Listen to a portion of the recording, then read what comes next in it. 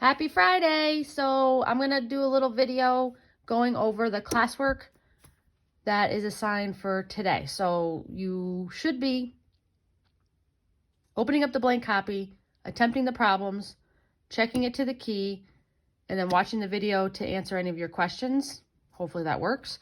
Or if you just need to jump right to the video because you really don't know how to get it started, that's a good way to approach this as well. So let's get started on Radical 44.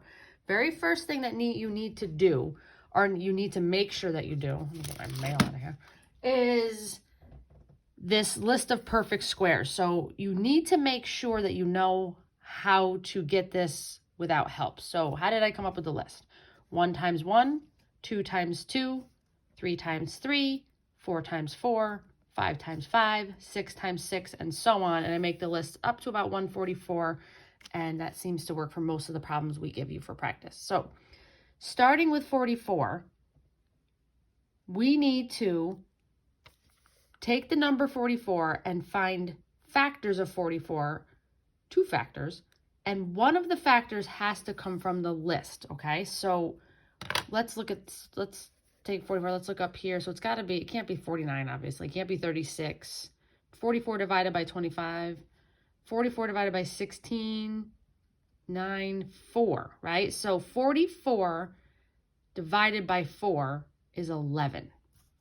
So I'm going to use the factors 4 and 11 and break radical 44 into radical 4 times radical 11. Okay, so before you move to the next step, so this is step 1, okay, from your notes. So find factors of 44. One of them has to be a perfect square. Factors of 44, one of them is a perfect square. Double check before you go to step 2 that one of them, in fact, is on the list. Now, step 2, you want to take the square root of both of those, but if it comes out to be a decimal, I want you to leave it in radical form. So square root of 4 is 2. So I'm going to rewrite that as 2. Square root of 11. So I know some of you were unsure of where the button was. Square root 11. Turn your calculator on. Clear. See this square button right here? Above it's the square root symbol. So you're going to hit second x squared, and then you can put in 11, and you can see that it does not come out to be a nice, neat number. It doesn't come out to be an integer. So it's actually better for us to just keep it as square root of 11, or I call it radical 11 now. So,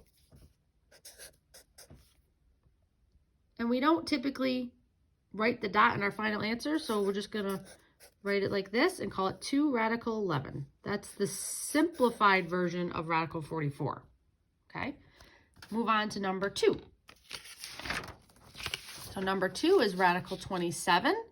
So I need to go to my list and find the largest perfect square that can go evenly into 27. So coming up here, it can't be bigger than 27. So 27 divided by 25, that's not gonna work. Divided by 16, not gonna work. 27 divided by 9 is 3. So that's your number. So we're going to use the factors 9 and 3 for simplifying radical 27. So when it comes to this part, should you write the 3 first or the 9 first? So we have 3 times 9 equals 27, right? So I know I'm going to use 3 and 9 when I break this apart into 2 pieces. I like to write the number that's on the list. I like to write the perfect square first because we like that first in the simplified version. So which one of these is from the list? Which one of these numbers is the perfect square? The 9. So let's do step 1. We're going to break this down into radical 9 times radical 3. Before you move to step 2, make sure that what you have underneath here multiplies and the product is what you had in the beginning. So 9 times 3 is 27. Check. And then the second thing you need to make sure of is that one of the 2 numbers is on your perfect square list. And there's the 9. Now you can move on to step 2, which is to simplify if possible. Square root of 9 is 3. So let's write 3.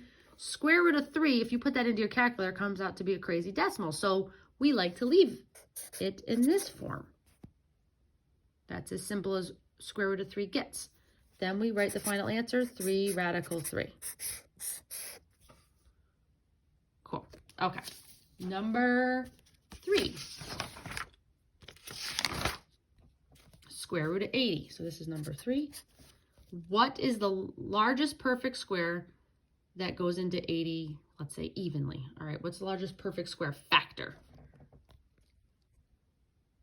Well, I got 16. How did I get that? Sorry, I got a little spaced out for a second. So let's take 80. And let's show you in case you didn't know how to do this. So you hit clear, clear, clear, clear. And so let's try 80 divided by, I don't know, 36. Does that work? 80 divided by 36. Okay, I'm trying to see if 36 would work. It doesn't because it's coming out to be a decimal. So try the next number down on the list. 80 divided by 25. 80 divided by 25. Does that work? No. What about 80 divided by, what's the next one down? 16. Oh, that works. So your pair is going to be 5 and 16 when you break down radical 80. So 16 and 5. Which one should I put first? Well, 16 is on the list, so put that first.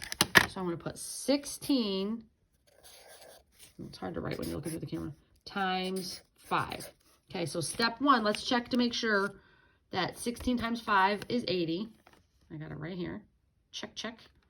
And then make sure that one of the two numbers is on the list. So 16 is on my list. So go ahead and move on to simplifying. The square root of 16 is 4. The square root of 5 is a decimal, so we leave it square root of 5. And that's it. Now, it is very possible that when you looked at radical 80, you found the factors to be 4 and 20. That might be the one that pops into your head first. 4 is on the list, so this will work. It just, you will have to simplify twice, right? We talked about that yesterday. 50 over 100 simplifies to 5/10, but it can be simplified even further to 1/2. So that's kind of the same thing. Sometimes you have to keep simplifying until you get there. So let's say you chose 4 and 20. What one should go first? The 4, because it's on the list. So put 4 first, then the 20, okay?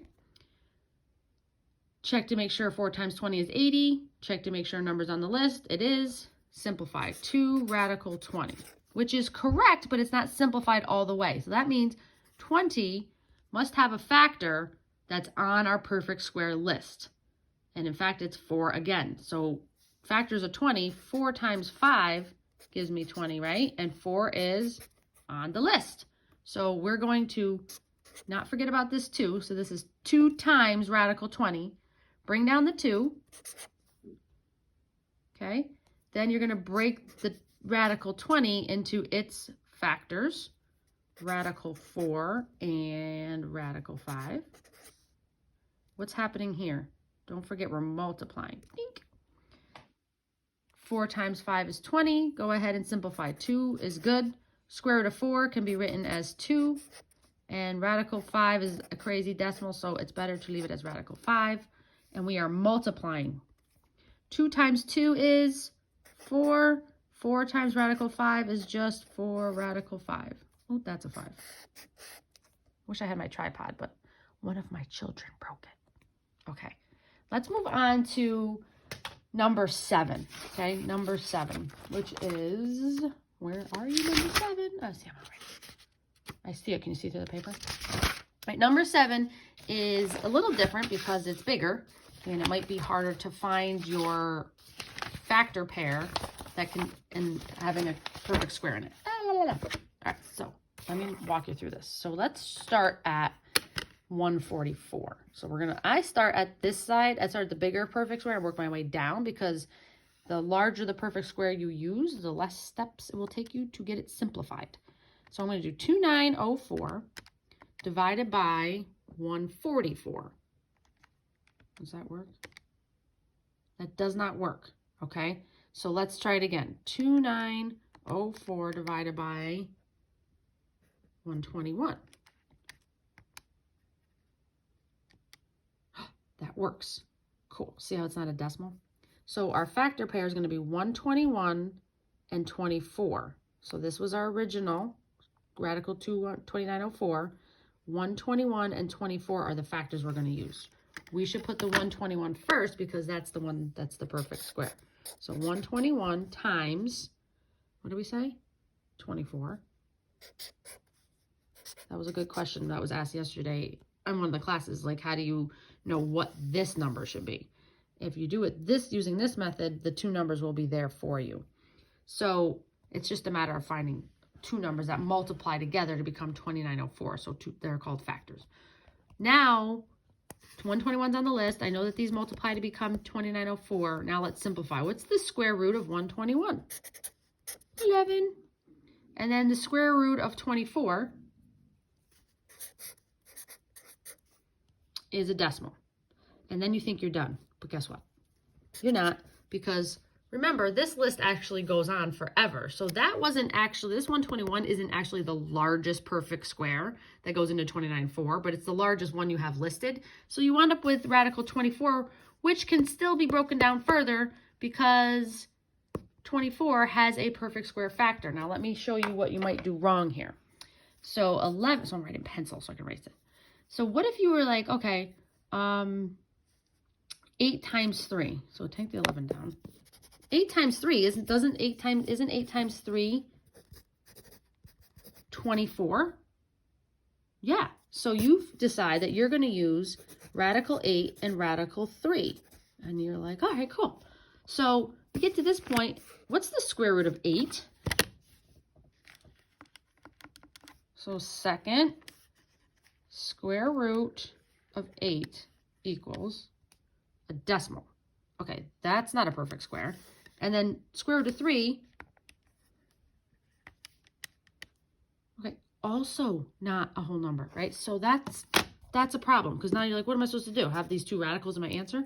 The problem is neither 8 or 3 is on the list. So you have to find another factor pair that contains a number from the list. And so the number from the list is 4. You could also have a factors of 6 times 4. 6 times 4 is 24.